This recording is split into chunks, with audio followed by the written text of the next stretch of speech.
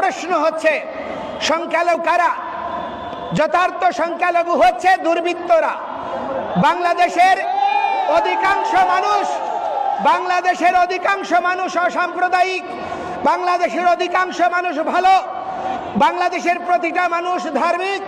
কিন্তু আমার প্রশ্ন তাদের কাছে, যদি এই বাংলাদেশের প্রতিটা লোক হয় বিএনপি, হয় আওয়ামী লীগ, হয় জাতীয় পার্টি, অথবা জামায়াতে ইসলাম, অথবা হেফাজত ইসলাম, কোনো না কোনো রাজনৈতিক দল বা মতাদর্শের অনুসারী, কিন্তু আমার প্রশ্ন হচ্ছে 5ই আগস্টের পরে আমরা সবাইকে পাশে পেয়েছি, এজন্য আমরা আপনাদেরকে ধন্যবাদ দেই।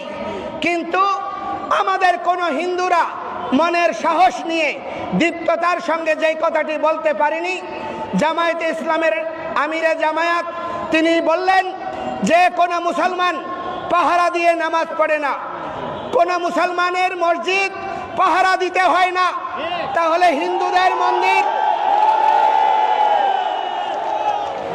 হিন্দুদের মন্দির পাহারা দেওয়া হচ্ছে কেন? আপনারা বলছেন এই দেশে সহিংসতা হচ্ছে না, রাজনৈতিক নিপীড়ন হচ্ছে, তাহলে কেন দুর্গা পূজায় মাদ্রাসা ছাত্রদেরকে নামিয়ে দেওয়ার প্রয়োজনীয়তা অনুভব করছেন? এটার মধ্য দিয়ে প্রতীয়মান হয় এই দেশে সংখ্যালঘুরা কত অনিরাপদ। এই অবস্থার জন্য দায়ী কারা? সংখ্যাগরিষ্ঠ জনগোষ্ঠী, যেখানে কোনো না কোনো রাজনৈতিক দলের অনুসারী। বাংলাদেশের মেজরিটি মানুষ কোনো না কোনো রাজনৈতিক দলের অনুসারী। তাহলে আপনারা কেন দুর্বৃত্তপনাকে চিহ্নিত করতে পারছেন না?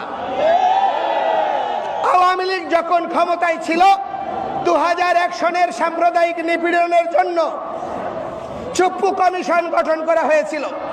বর্তমান রাষ্ট্রপতি তার নেতৃত্বে চুপ্পু কমিশন তদন্ত করেছিল। দুর্ভাগ্যের বিষয়, চুপ্পু কমিশনের রিপোর্ট উনি রাষ্ট্রপতি হয়েও আজ পর্যন্ত প্রকাশ করেনি।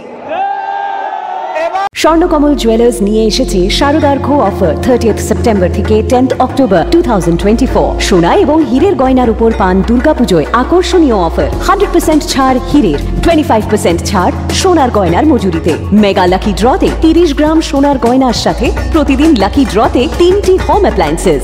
প্রতিটি কেনাকাটায় সুনিশ্চিত উপহার আর পুরনো গয়নার এক্সচেঞ্জের সুবিধেও আছে। Terms and conditions apply.